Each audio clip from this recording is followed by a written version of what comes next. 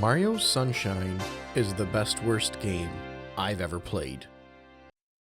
I'm not sure if that makes any sense, but I was just looking for an interesting one-liner to start this segment off.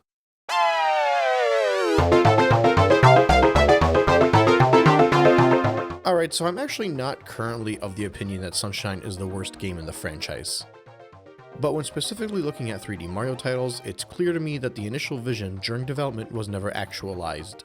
I'm sure many other 3D Mario games did not quite include everything they had planned, but the difference is those games were still complete.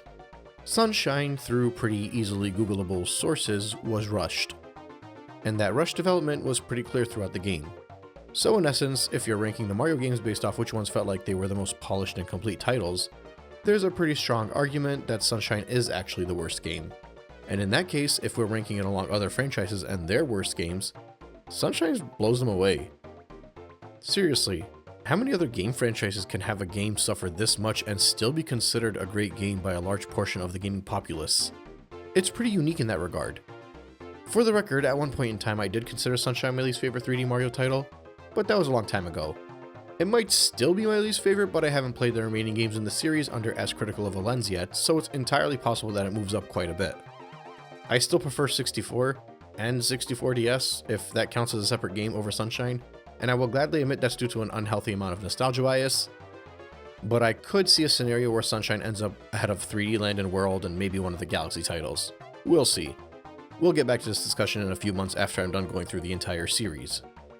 But anyway, as I've gone through the game, I've written down a few notes that I felt were worth noting, but didn't know where to squeeze them in. Some of them are relevant to the primary topic of figuring out what went wrong with Mario Sunshine, others are just random tidbits I realized I didn't already discuss. First and foremost, apparently Mario Sunshine is the only game that doesn't have an invincibility power-up. I didn't realize that until someone pointed it out to me, and it kinda blew my mind. Next, I didn't know you could backflip in this game until way later. I still think it's a totally useless maneuver, or at the very least if it has any use I couldn't figure it out. But that could be because I got too accustomed to using the side flip and spin jump to even bother with the backflip.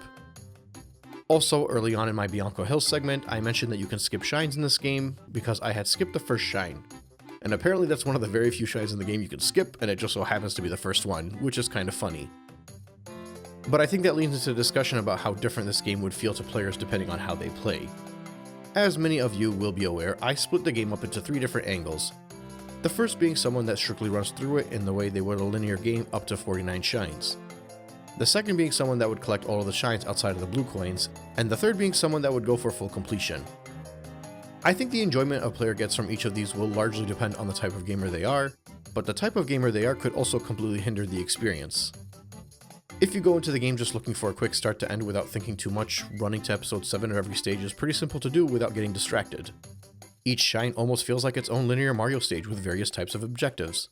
And you'll almost never be in a situation where you won't know exactly where you need to go. At that point, if you felt like you wanted a little bit more of the same but with an uptick in difficulty, then the episode 8 shines will add to your challenge. 2 or 3 of them might drive you nuts, but after going through the game and primarily the secret challenge areas, you're probably already driven nuts, so you might as well continue.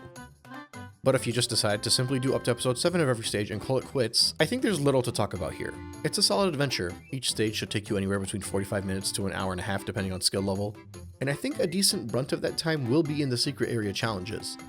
In some stages, those secret challenges will take up almost half of your time spent in the stage. So while they might simply be 1 or 2 shines per 7 episodes, the secret area challenges are actually a significant portion of the playthrough.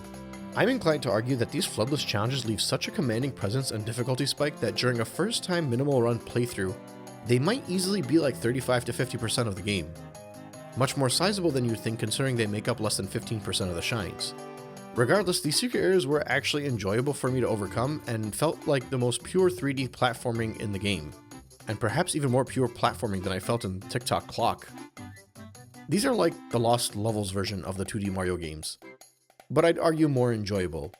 If that doesn't turn you away, then I don't think anything else in the first 7 episodes of the game will. And I think any Mario fan not adamant on the game being a true searching collectathon could enjoy Sunshine. It passes. Episode 8 will bring in the same frustration you felt in the secret challenges, so that could pass too, but it's bonus content. At that point, you might as well grab 9 and 10 secret shines, which will let you revisit the secret challenge areas with FLUDD and include a few more obscure shines in 3 of the stages. Everything from the 8th to the 10th shine is a bit of a mixed bag. At that point, I think it could be fun, but I could easily see someone decide the secret challenge with Flood isn't worth it, the watermelon and Bowser balloons put them off, the red coins in the stages felt redundant, and the obscure shines being too obscure and out of place.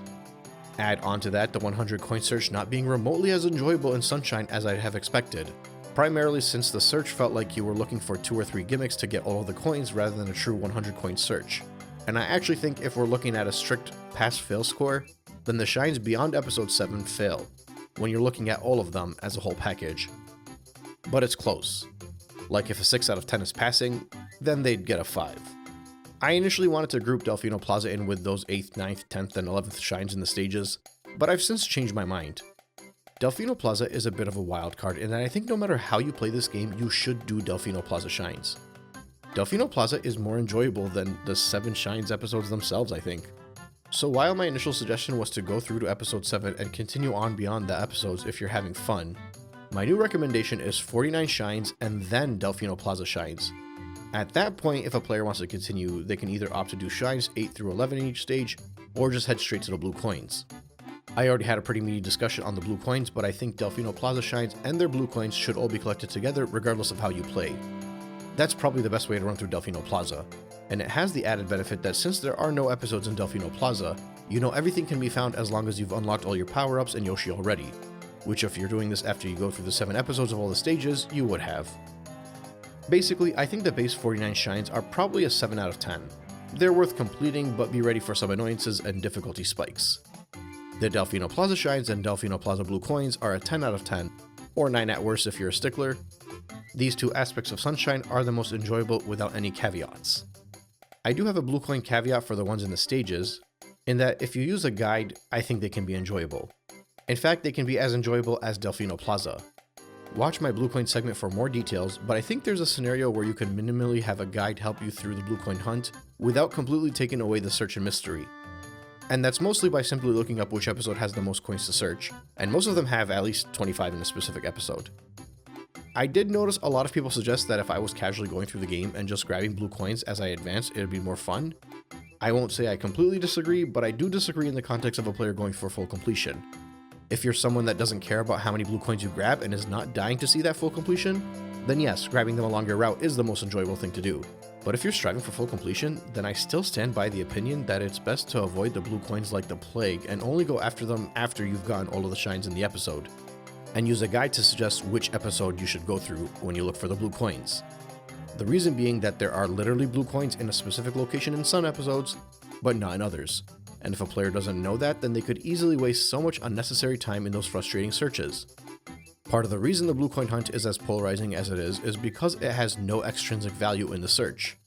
Which means the only reward is full completion, which is intrinsic value. Being able to smile that you accomplished it.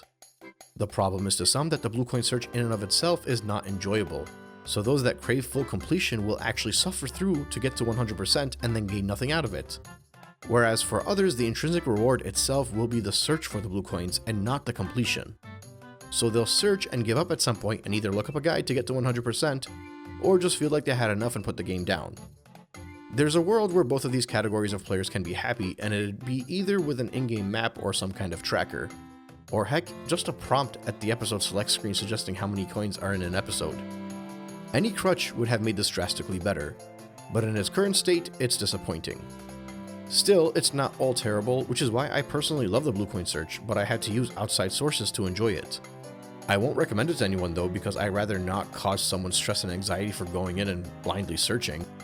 But if you haven't seen my blue coin segment already and you're interested in going on a blue coin hunt, watch that one to see my actual recommendation. But yeah, getting 49 shines passes, shines 8 to 11 in the stages fail, Delfino Plaza passes, and the remaining blue coins fail. Do you see how much of a convoluted mess this is? Mind you, not every one of these passing shines are good, and not every one of the bonus shines are bad. So it's even more convoluted. And it gets even worse when you consider that this is a non-linear game with a linear route, but you're not required to follow that route straight to the end and can veer off whenever you want. Also, you're not actually told it's a linear route, although it is implied. And I'm not intentionally wording that to sound more confusing than it actually is. It is that confusing. When someone wants to understand Sunshine's reputation or wants to figure out what went wrong, That is what went wrong. Inconsistency, lack of polish, annoying difficulty spikes, not enough guidance for a linear game, but too much guidance for an open world game, and an identity crisis for the game itself while figuring out what kind of Mario game it is.